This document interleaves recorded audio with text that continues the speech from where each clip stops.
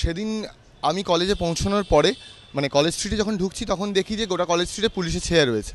এবং যখন আমি কলেজে ঢুকি তার কিছুক্ষণ পরে খবর পাই যে কলেজের গেটে একটা তৃণমূল কংগ্রেস ছাত্র পরিষদের যে মিছিল, সেই মিছিল এসে পৌঁছেছে এবং কলেজ গেট দিয়ে ঢুকবার চেষ্টা করছে। তখন আমরা কলেজ গেটের সামনে মানে পোর্টিকো আমাদের যেটা, সেই পোর্টিকোতে যাই আমরা এবং দেখি যে ওরা অশ্রাব্য ভাষায় গালিগালাজ করছে সংবাদ মাধ্যমের প্রতিনিধিদের এবং মেয়েদেরকেও ঢুকতে বাধা দিচ্ছে।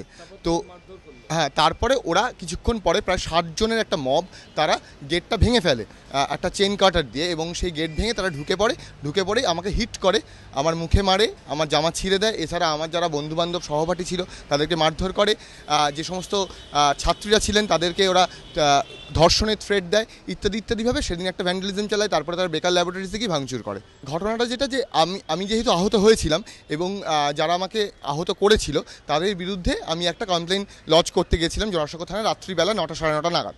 তো সেখান থেকে আমি থানা থেকে জানতে পারি যে অলরেডি আমার নামে একটা এফআইআর দায়ের করা আছে চিনু হাজরা এবং তথাগত সাহা নামে দুজনের পক্ষ থেকে, এবং সেখানে আমাকে 3টি ধারায় মামলা দেওয়া হয়েছে। আজকে ব্যাংশাল কোর্টে আমি এসে সারেন্ডার করে বেল নেওয়ার আবেদন করছি।